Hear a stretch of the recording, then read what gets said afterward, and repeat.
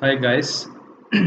When you are aspiring for some great things, some bigger things in life, we always need to be very positive, and we need to keep ourselves from the hold of negative things and negative people.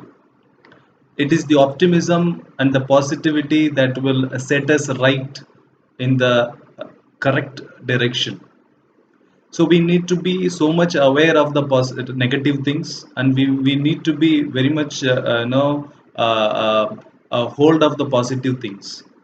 Suppose when you are planning to study, your mind is set for study, and someone of your friends coming and calling you for some entertainment, maybe to the cafe, or to some other places where we can you can have some entertainment, and maybe some live classes will be there, and at that time somebody is coming and disturbing you, calling you for some entertainment, maybe something which has to be kept away from your study, and that is the negative element that is going to disturb you throughout your no career. So you have to say no to some certain things, and you need to be very bold enough to say no. When you are deciding to do, it should be done. When you are deciding not to do, and it should not be done, then the success is within your grasp, and you are going to achieve it in many fold. With this, let us move to our lesson. We were in the lesson theme number 9, Kings and the Chronicles. When we started the lesson, we discussed with the origin of the Mughal Empire in Indian territory. Then we went on to discuss about why were these chronicles commissioned, and how were they produced. Then we went on to see about Akbarnama and Badshahnama. Then we saw an important question on ideal kingdom of as the Mughal Empire as the ideal kingdom, in which we saw different points, Sule Kul, then sovereignty, having contract and symbol and all the things that we saw. Please read all of them. Then we went on to see about capital cities and the Mughal court. Capital cities, we saw what was the capital for Babur, Humayun, then Akbar, then Shah Jahan, and all that we saw. Then we why all these things they decided, why such city, why they decided so. Then we went on to see about the Mughal court, in which once the emperor enters, nobody is allowed to move or stand up or utter any word without the permission of the emperor. We saw. Then we went on to see about different kinds of salutation towards the emperor. We saw. Then in that topic only we saw the daily, routine activities of the Mughal emperor. We saw. Then we further moved on to the titles and the gifts given by the Mughal court to the nobility and the people we saw. Then the last topic in our last session was the imperial household, in which we talked about all the relatives, including the wives, mother, stepmother, foster mother, sister, daughter, daughter-in-laws, children, even the female servants and the slaves are also included into the imperial household. Then we saw different types of wives. We saw Mughal, Mughal emperor has got different types. There are three types. One is Begums, Aghas. Then you have lesser, concubines, who are called Agacha or lesser Agha. Then we saw it is not permanent. They can claim the ladder, provided they have got the attention of the husband, that is the emperor. Provided they know they did that he did not have more than four wives. No, already has four wives. If he has already four wives, then he cannot promote any Agha to the Begum status.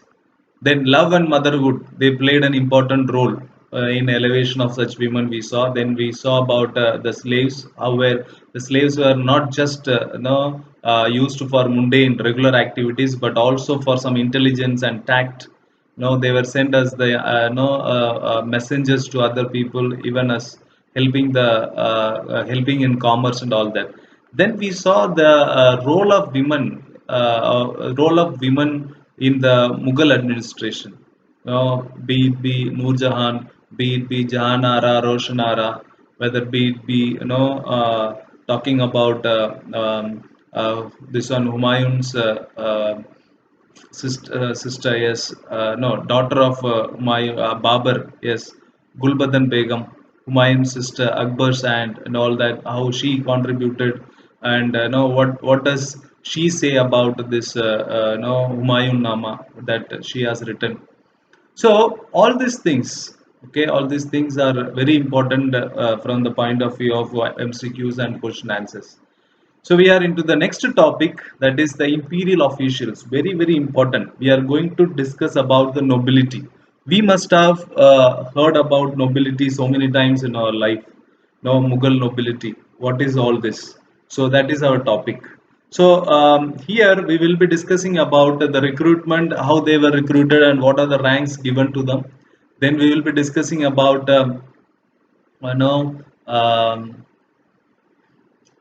so first, that is the our most important topic. Then we'll be discussing about different ranks. Okay. So let us start with the first one. How they were recruited and how they were ranked. That is our first concern, first topic. See, when we talk about the Mughal nobility or the officials, okay, it is the emperor who is the sole authority. Whatever he decides is the final and the final and foremost call, while the rest of the kingdom has been portrayed as following his orders. That is very important. What he says is the final, but the rest of the kingdom, all the other officials and whether it is family members, whoever it is, they are just portrayed as following his orders. What he orders is the final. Nobody can have no change over his order.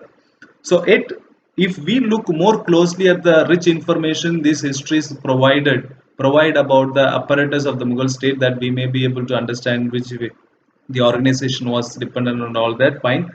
One important pillar of the Mughal state, very very important line, was its corps. Corps meaning groups of officers, always also referred to by the historians collectively as the nobility. So one important pillar of the Mughal state is the group of officials called as nobility. Command. That is the question that we are going to discuss. One important pillar of the Mughal state was its corps. Corps की जगह पे अब groups लिख दो. Groups of officials collectively called as the nobility.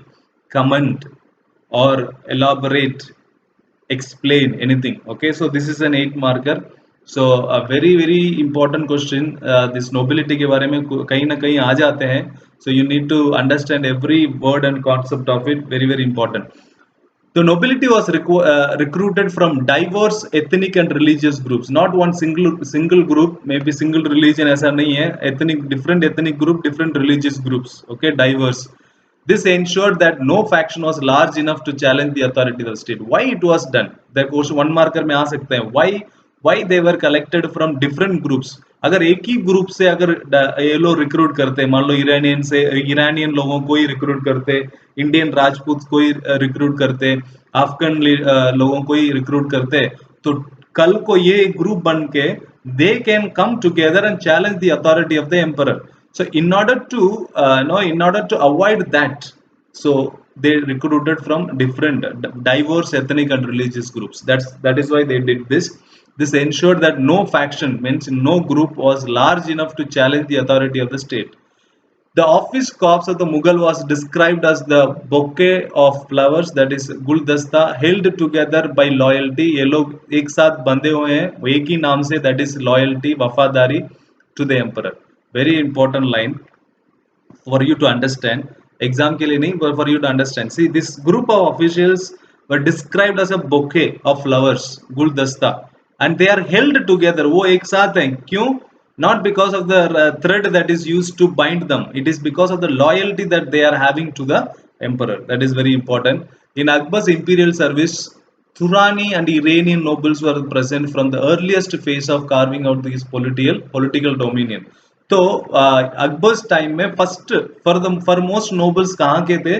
तुरानियंस, that is no Turanian Iranian people. These are the Turani and Iranian, two different ethnic group people were the first nobles. Many had accompanied Humayun, others migrated later to the Mughal court. Okay, so with Humayun they were there, and later they migrated even to the Indian territory along with Akbar and all that. Now This is how Brahman described the Mughal nobility in his book called Charge Chaman. Very, very important name of the book. It is not a source, it is a fact. Okay, Charge Chaman is the book written by this Chandrabhan Bharaman. Okay, he describes about Mughal nobility written during the time of Shah Jahan. Peoples from many races Arabs, Iranian, Turks, Tajiks, Kuz, Tatars, Russians, Abyssinians, and so on. Even from many countries like Turkey, Egypt, Syria, Iraq, Arabia, Iran, Khorasan, Turan, and all that different class of people, different societies. They all sought refuge in imperial court and are different from even India. Men with knowledge and skills as warriors, for example, Bakaris, Sayyids of genuine lineage, then Sheikh Zadas with noble ancestry, Afghan tribes, Lodhis, Rohillas, Yusafi, caste of Rajput. So many people were part of this Mughal. Even see landowners from the Stepheys Mountains, from the regions of Karnataka, Bengal, Assam, Udaipur, Srinagar, Humayun, Tibet, Kishtawar, and so on. So all these people were part of this tribal groups like Khakar, Kokar, Baluchi, and others who wielded their sword, fighting for this noble cause of the Mughal emperor. So all this, for you to read like a poem, okay, and understand the words, what these are part of. I don't think so. There may be a question from this, but it is good for you to understand. अगर एक question भी आ जाता है, so you should not be thinking that अरे नहीं पढ़ना था. So please read once or twice. Fine. Then two ruling groups. First two groups were Turani and Iranian nobles. Now India said two very important first groups who entered in the imperial service of the Mughals in 1560 onwards were Rajputs and Indian Muslims who are called as Sheikh Zadas. Very, very important. These are the two Indian origin people, Rajput and Sheikh Zadas. The first to join was a Rajput chief. His name is Raja Bharmal Kachawa. Very, very important name. So he was the first one to join as a noble into the Mughal imperial court, Raja Bharmal Kachwaha, okay, of Amber. He was from Amber, to whose daughter Akbar got married. Okay, so he is the father of Jodha. Okay, so he is a father of Jodha. So we have movie called Jodha Akbar. The members of Hindu caste inclined towards education and accountancy were also promoted. The members of Hindu caste, they had a lot of education, accountancy, all they had a lot of they were educated and had a lot of knowledge in accountancy. So they were promoted. A very famous person, finance minister is Raja Todarmal during the time of Akbar. Very, very important person. He belonged to a caste called Khatri caste. So question one marker के लिए बहुत important है. Nobles में Indians का शुरू में क्या क्या पोजीशन था और क्या उनका पार्टिसिपेशन था, ये पूरा पैराग्राफ आपको समझा देता है कि who are the first one to enter into Mughal nobility and why Hindu people were given Hindu caste were given a lot of importance to handling of finance and all that, because they were highly educated. Brahmins were highly educated and they were very much calculative in their accounting skills. So that is why the Raja Todarmal was a very famous finance minister during the time of Akbar. Iranians gained high offices under Jahangir time. Jahangir के time पे Iranians had a very high office official positions. Whose politically influential queen called Noor Jahan. She is from Iran, so she was so much influential in the administration during the time of Jahangir, and to whom Jahangir married also. And she was Iranian. Aurangzeb, during the time of Aurangzeb, he appointed Rajputs to high positions. Under him, Marathas accounted for a sizable number within the body of the officials. So we should know who gave to whom much importance. Akbar gave importance to Turans and Iranians. Then he also gave importance to Indians like Sheikh Zadas, Indian Muslims, and to Rajputs. Whereas Jahangir gave more importance to Iranian, and Aurangzeb gave importance to Rajputs, and even Rajput Marathas. They gained a sizable number within the body of the office. All the holders of the government offices held the rank called Mansab. All the nobles, all the nobles in the all the nobles in the Mughal court held held a rank called Mansabs. okay, comprising of two numerical designations. Okay, they all the mansabs they had two numerical designations. One is zat. What is zat? Zat is an indicator of the position in the imperial hierarchy and the salary of that official. So that is zat. What is zat? See, एक मनसब दो चीज मतलब एक मनसब के बाद एक मनसब that official के पास दो इंपॉर्टेंट डेजिग्नेशन होना चाहिए. एक जाट है, एक और सावर है. Jat and Sawar. What is Jat? Jat is the indicator of the position in the imperial hierarchy. मतलब वो अगर उसके पास वो एक मनसब है और उसका जाट क्या है पूछते हैं, वो कौन से पोजीशन में आता है और उसका सैलरी क्या है पूछते हैं. पहले मनसब है तो पहले ये पूछते हैं. और उसका सावर क्या है? What is sawar? Sawar which indicated the number of horsemen that he was acquiring, he was having. Very very important. तो आप एक मनसब हो तो आपका जाट कितना है, आपका सावर कितना है. तुरंत दो क्वेश्चन आते हैं by the other high officials. If you are given a rank of mansab then you are supposed to have high number of zat and high number of savar. So that is, these are the two numerical designations for any no Mughal noble to have. Okay, what is mansabdar? That is the salary of the official. What is savar? Savar is the number of horsemen that he was required to maintain in his army. Whatever, this is what he has to require. No, itna army uske, for example, in 17th century, mansabdars of thousand zat or above ranked as nobles. Okay, so 17th century, एक मनसबदार, अगर आप मनसबदार हैं, आपका एक या आप एक Nobel हैं, तो आपके पास 100 जाट है और above that, then only you are ranked as a noble. Otherwise you are just chota mota एक official. Understand? If you want to be a noble, you should have at least 1000 zat, that is 1000 1000. The rank is given actually. Jat में एक rank देते हैं, अब वो 1000 rank होना चाहिए और above the ranked 1000 के ऊपर होना चाहिए. Then only you are called as a noble. Umara means noble. Amir. Okay, so Umara is plural, nobles. Amir is noble. Amir meaning noble. Umara meaning उसका plural word है, that is nobles. Noble and nobles. The nobles participated. Now, what are the duties of the noble? Now here this topic talks about this paragraph talks about the duties of the nobles. They participated in the military campaigns with their armies and served as the officials of the empire in the provinces. Each military commander recruited, equipped, trained with the main striking arm of the Mughal army, that is the cavalry. So anybody who is appointed as the noble is supposed to have his own army and be ready for the service of the Mughal emperor whenever he calls upon to fight. The troopers maintained superior horses branded on the flank by the imperial mark called Dag. Very very important.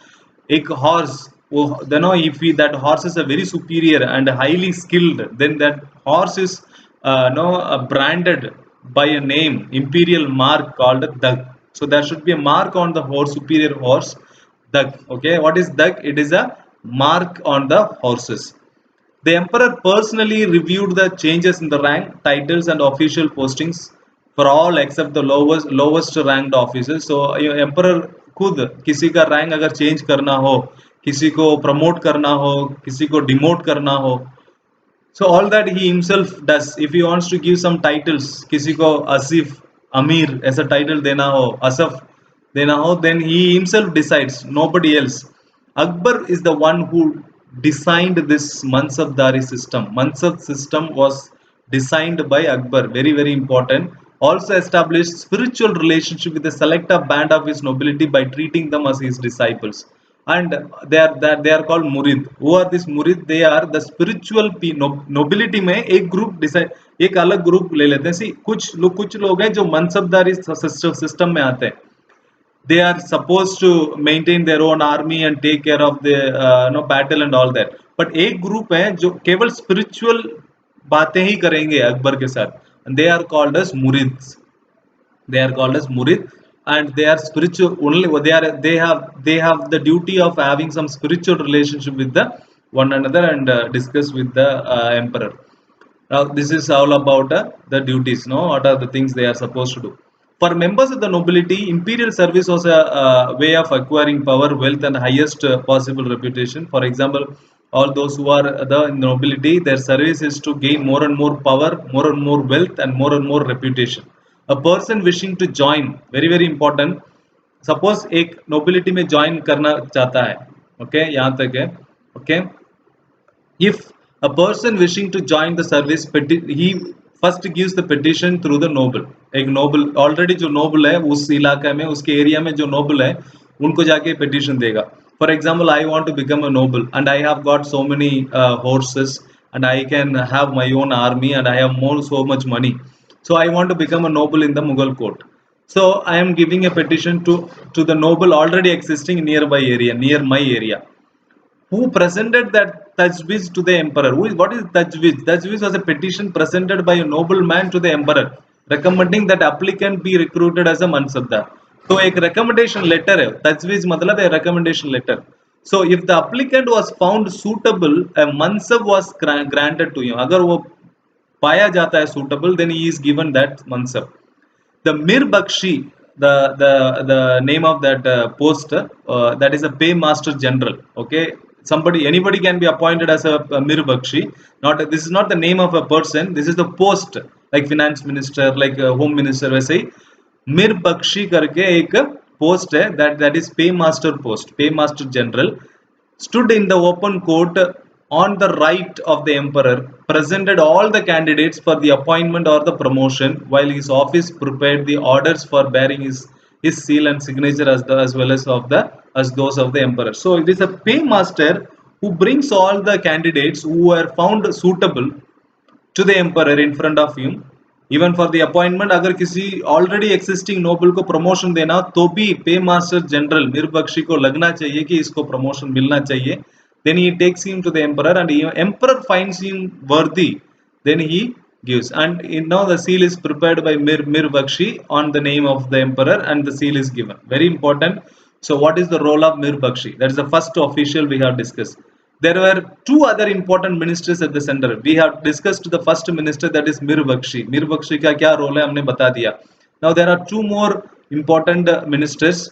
Diwan Diwan I Diwan e Ala, that is the finance minister. Then Sadr us Sudar, okay, Sadr us Sudar, that is a minister of grants, or Madad e Mash, okay, इसका मतलब ये minister of grants, one who gives money, grant किसी चीज का. Finance minister is dealing how much income coming in, whereas this person is giving out some money. Suppose a province is in need of some money, gives. That's minister of grants, or Madad e Mash, एक और नाम भी है, and in charge of appointing the local judges or quasis. So we have quasis also. So in charge of this, what is that? Sudar is the minister and Madad e Mash, and in charge of appointing local judges or quasis. Okay. So the three ministers, who Mir Bakshi, that finance minister, that is the finance minister, Diwan Ala, or Sadr us Sudar, and this Sadr us Sudar is the person who is also in charge of appointing the local judges. He is the one who is in charge of appointing the local judges. So these three ministers occasionally came together as an adversary body. Understand? So Mir Bakshi, Diwan Ala, and Sadr us Sudar, these are the three ministers. Their roles are very explicitly explained here.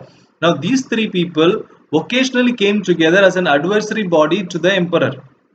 Okay, but they were also they are not bound by one another's advice. They are independent of each other. Akbar, with these and other advisors, shaped the administrative, fiscal, monetary institutions of the empire. You must have studied in economy, fiscal policy and monetary policy. Monetary policy all related with the money and related things. Fiscal policy is related with the policy making related things. Okay. So administration, fiscal policy and monetary policy, all the things are so much clearly. Monetary and fiscal, both are taxation related is physical, monetary is money related things. So all the things are taken care by these three ministers. So three important ministers of Mughal Empire: you should know in this paragraph very clearly written. Okay, if somebody wishing to become a noble, he has to give the petition to already existing noble, and that person presents to the emperor. If the applicant is found worthy, he will be given that mansab post. That Mir Bakshi is the person who takes all these candidates for the appointment, as well as once एक बार वो select हो जाते हैं तो इसके बाद उनको appointment और promotion के लिए एम्पर के सामने ले जाते हैं. एम्पर उनको ओथ ऑफ सेरेमनी देते हैं और उनके नाम पे सील और सिग्नेचर के साथ मीर बख्शी उनको अपॉइंटमेंट लेटर और प्रमोशन दे देते हैं. टू अदर मिनिस्टर्स, दीवान ए आला finance minister, Sadar Uz Sudar, Minister of Grants or Madad e Mash, or he is the one in charge of appointing local judges. Judges are called as quasis, very, very important. Local judges are called as quasis. And these three ministers occasionally coming and advising the emperor, and they were independent of each other. So with these three ministers and other advisors के help से Akbar used to have his administration and physical and monetary institutions running. Nobles stationed at the court. There are some nobles who are stationed at the court. They are called as Tainad-e-Rakab. Okay, very very important. No, some nobles are stationed. Court में ही रखे जाते हैं. कई मतलब अपने अपने province में नहीं रहते हैं. बाकी सब नोबल्स अपने अपने प्रोविंस में अपने अपने एरिया में रहते हैं. जब भी कोई जरूरत पड़े, कोई वॉर है, बैटल है, तो आ जाते हैं. नहीं तो once in a while they come and meet the emperor and present some gifts to the emperor and go back. Whereas this Tainad-e-Rakab were kept always as a reserve force.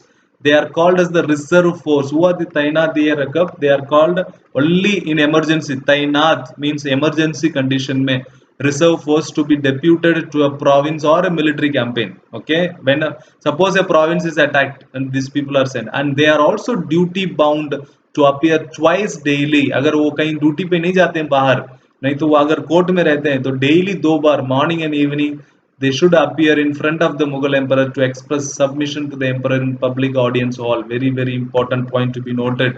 These people are duty bound to appear twice daily, morning and evening, to express their submission to the emperor in the public audience hall. And they share the responsibility of guarding the emperor and his household round the clock. They are like present day, modern day NSG. You must have studied about this in your political science, National Security Guard. Their responsibility is to not to attack the enemies, but to protect the president, prime minister, and some other important ministers who are given no Z plus security in India. When they are given Z plus security, this NSG is appointed. They are called as the cadets, black cats. They are appointed, and they are formed out of this National Security Guard Act 2000, I think 5 or something. So their sole responsibility is to protect the president, prime minister, vice president, and the finance minister, important some ministers, and even some of the whomever the home ministry is giving the Z plus security, उनके लिए NSG हमेशा ready रहता है. And these people are not supposed to attack the enemy, but to protect the person to whom they are appointed. So here Tainad-e-Rakab का भी duty यही है. Okay, they are reserve force. They are duty bound to express their submission, and they are also have the responsibility to guard the emperor and the household of the emperor round the clock. So that is all about nobility. Any question with regard to nobility? This is all you have to write. It is a long answer. The information and the empire. So how this message is passed from sender में जो एक decision लेते हैं वो local नीचे to the village level तक कैसे इसको पास मैसेज कैसे पास होता है. So that is all about information in the empire. Okay, how were the messages or the informations passed from the sender to the this one, how the decentralization of the messages happened. The keeping of exact detailed records was a major concern of the Mughal administration. The Mir Bakshi supervised the corps of the court writers, who are called as Wakia Navis. Court writers are called as Wakia Navis, who recorded all the applications, documents presented in the court, and all the imperial orders. फरमान, जो भी Mughal emperor जो भी order निकालता है, जो भी फरमान निकालता है, जो भी एप्लीकेशन कोई देता है, कोई डॉक्यूमेंट कोई देता है, वहां पे कोई कुछ बोलता है कोर्ट में, जो भी होता है सब कुछ रिकॉर्ड किया जाता है. और वो काम कौन करते हैं? वकिया नाविस करते हैं. जैसे वो करते हैं उसका सुपरविजन मीर बख्शी करता है, जो पे मास्टर जनरल है, वो उनको सुपरवाइज करता है. इन एडिशन वकील्स नोबल्स के कुछ एजेंट्स होते हैं। जब भी कोर्ट, मुगल कोर्ट गैदर होता है, जब भी मुगल कोर्ट का टाइम होता है, उस समय एक हर एक नोबल का एक वकील, एक एजेंट अपॉइंट करके कोर्ट में भेजे जाते हैं। उसको हम एजेंट्स, वकील ऑफ नोबल्स कहते हैं।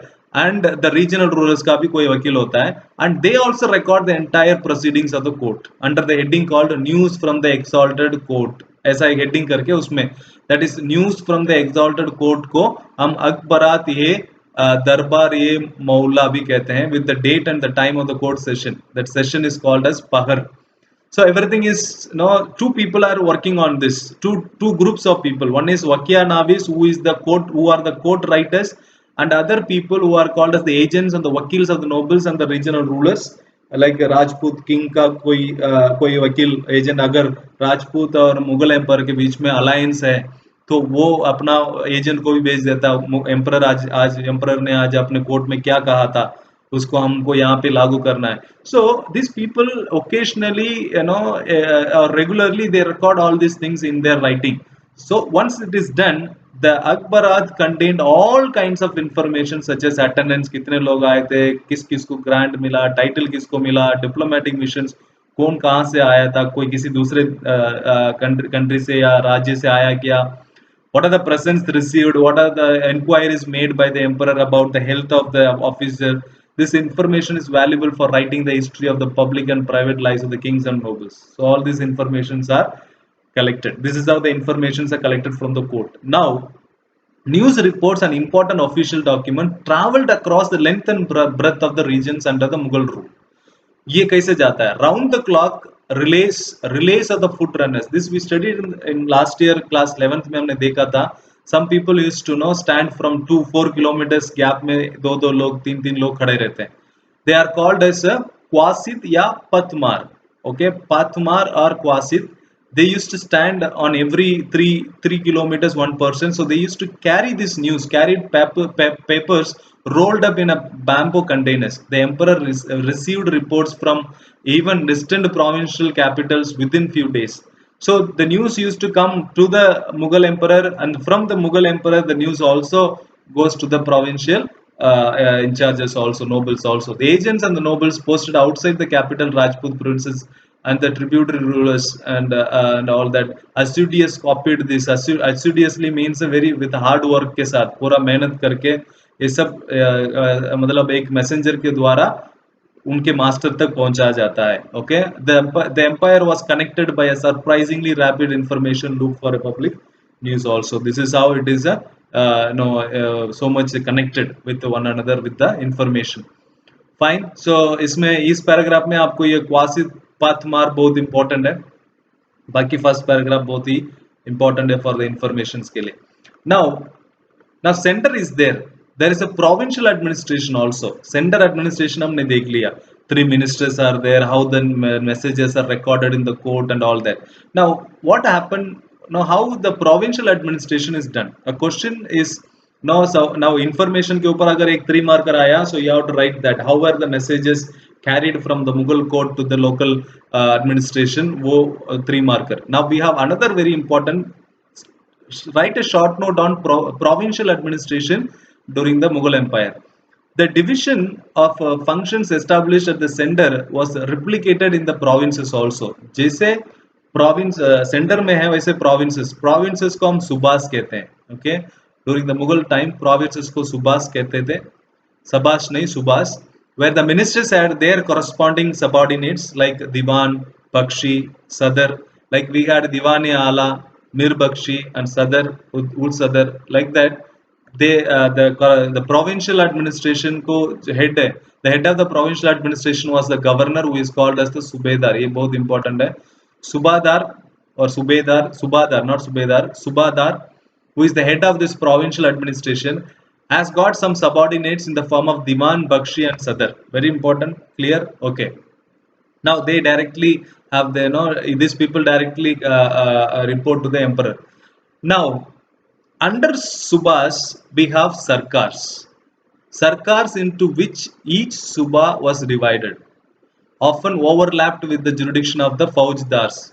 Faujdars were employed in the contingents of having a very heavy cavalry and musketeers in the district. So you have sarkars like district, पहले वो state सुबास हो गया state, central government हो गया मुगल कोट, वो हो गया central government दिल्ली मान लो, subas like state government. Now sarkars are like districts. Now under this sarkars you have faujdars who are commandants appointed to help this subadars. Okay, they have got their own, like subadar has got an army for the need of the emperor. In the same way, this faujdar has got a small army ready always for the subadar. जब भी सुबादार को army की जरूरत पड़ता है, फौजदार से लेता है और फौजदार उसको देता है, और in return given to the emperor.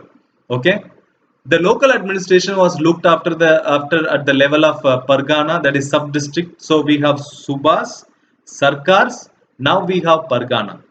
See how it is, no, the hierarchy, how it is, the administration is done. Like we have center, state, district, then tehsil.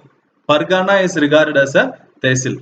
Now this administration, the sub-district Pargana administration, is looked after by 3 semi-hereditary officers. Very, very important. Which one is looked after? See, state administration is looked after by Subadar, Diwan, Bakshi and Sadar. Now we have the Pargana administration is done by 3 semi-hereditary officers who are called as qanungo, keeper of the revenue records.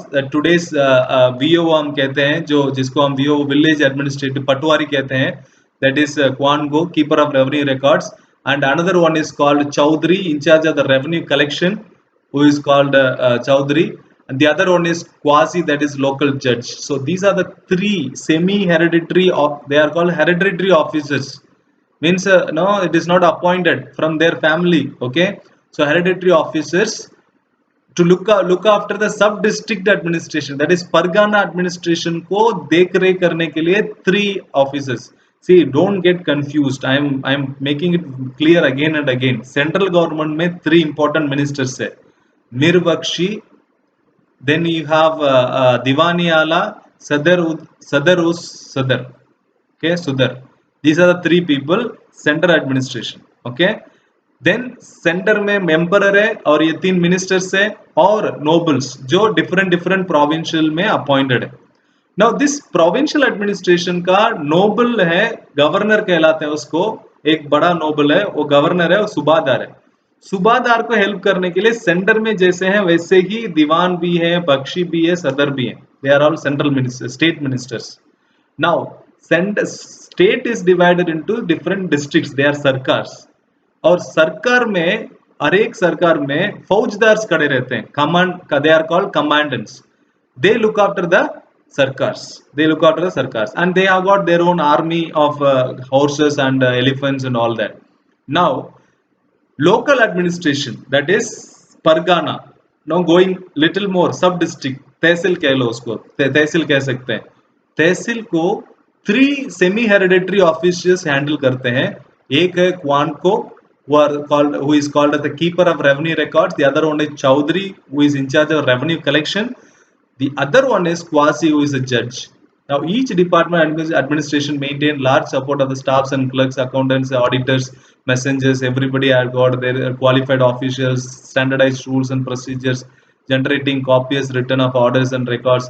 Persian was made as the language of the administration. We have studied this throughout. All that is fine.